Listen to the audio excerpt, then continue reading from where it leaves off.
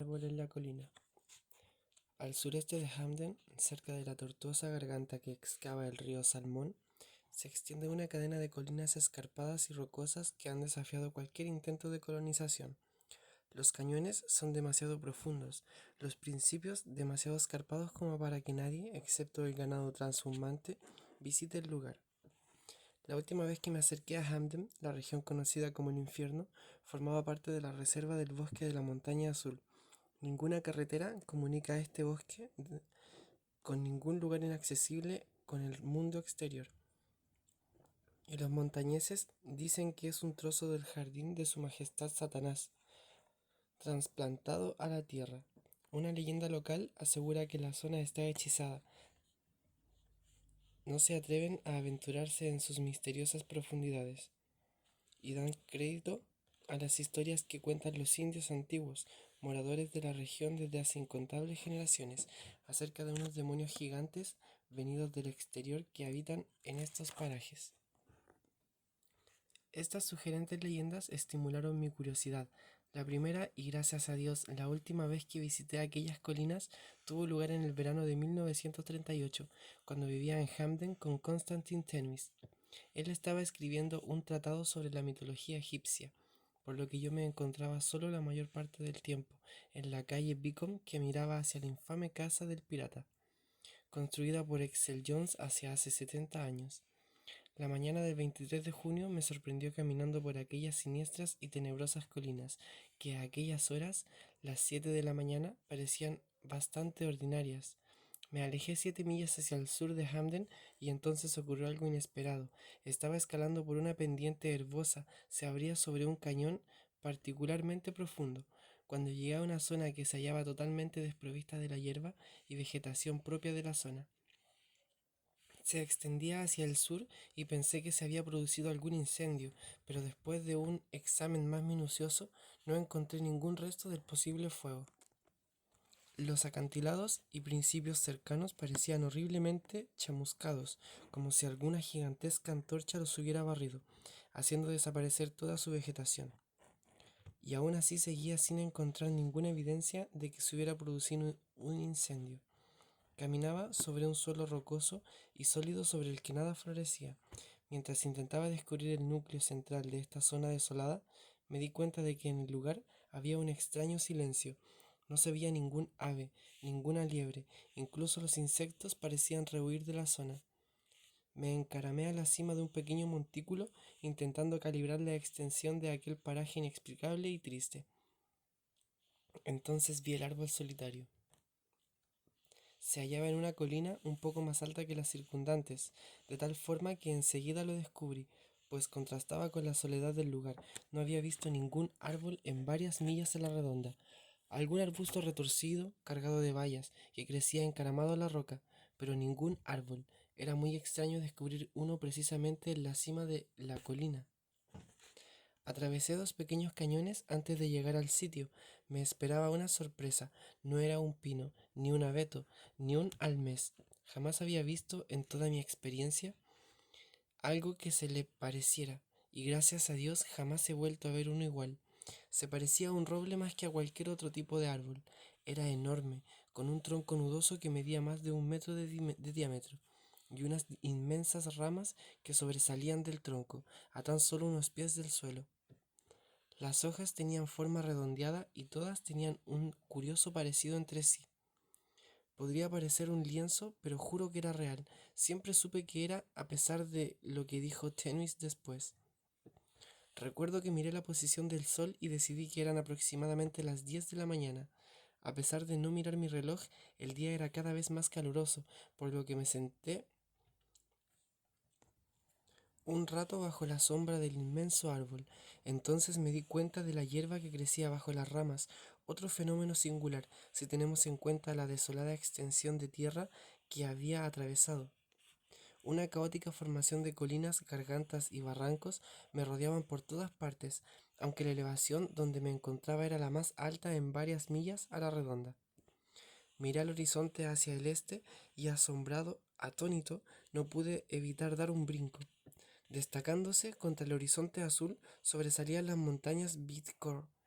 No existía ninguna otra cadena de picos nevados en 300 kilómetros a la redonda de Hamden, pero yo sabía que a esta altitud no debería verlas. Durante varios minutos contemplé lo imposible. Después comencé a sentir una especie de modorra. Me tumbé en la hierba que crecía bajo el árbol. Me dejé mi cámara de fotos a un lado, me quité el sombrero y me relajé. Mirando el cielo a través de las hojas verdes, cerré los ojos. Entonces se produjo un fenómeno muy curioso, una especie de visión vaga y nebulosa, un sueño diurno, una ensoñación que no se asemejaba a nada familiar. Imaginé que contemplaba un gran templo sobre un mar de cieno, en el que brillaba el reflejo rojizo de 3 soles pálidos. La enorme cripta o templo tenía un extraño color medio violeta, medio azul. Grandes bestias voladoras surcaban el nudoso cielo, y yo creía sentir el aletear de sus membranosas alas. Me acerqué al templo de piedra y un portal enorme se dibujó delante de mí. En su interior unas sombras escurridizas parecían precipitarse, espiarme, atraerme a las entrañas de aquella tenebrosa oscuridad. Creí ver 3 ojos llameantes en las tinieblas de un corredor circundante y grité lleno de pánico. Sabía que en las profundidades de aquel lugar acechaba la destrucción, un infierno viviente peor que la muerte. Grité de nuevo, la visión desapareció. Vi las hojas y el cielo terrestre sobre mí. Hice un esfuerzo para levantarme, temblaba un sudor gélido, corría por mi frente.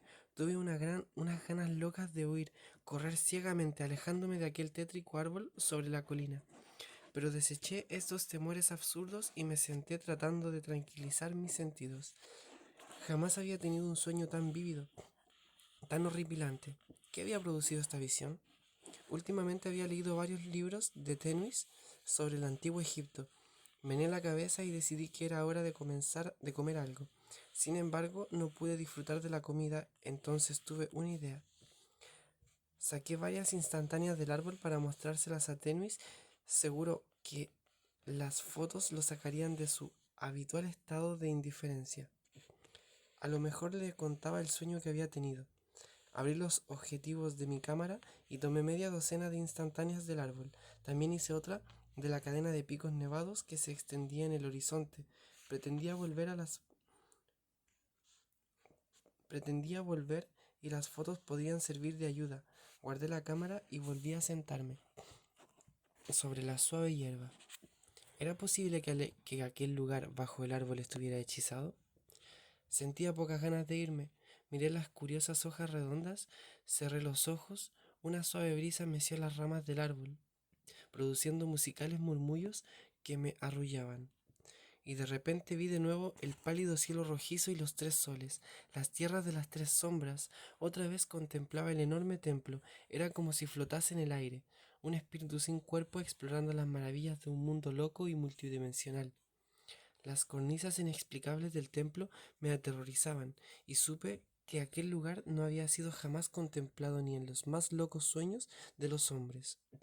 De nuevo aquel inmenso portal bostezó delante de mí, y yo era atraído hacia las tinieblas del interior. Era como si mirase el espacio ilimitado.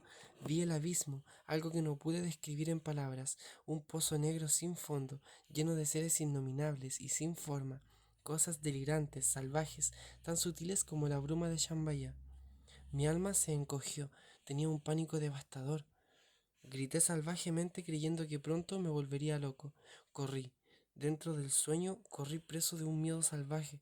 Aunque no sabía hacia dónde iba, salí de aquel horrible templo y de aquel abismo infernal, aunque sabía de alguna manera que volvería. Por fin pude abrir los ojos. Ya no estaba bajo el árbol. Yacía con las ropas desordenadas y sucias en una ladera rocosa. Me sangraban las manos.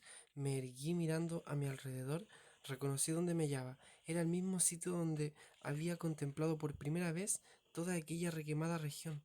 Había estado caminando varias millas inconsciente. No vi aquel árbol, lo cual me alegró. Incluso las perneras del pantalón estaban vueltas, como si se me hubiera estado arrastrando parte del camino.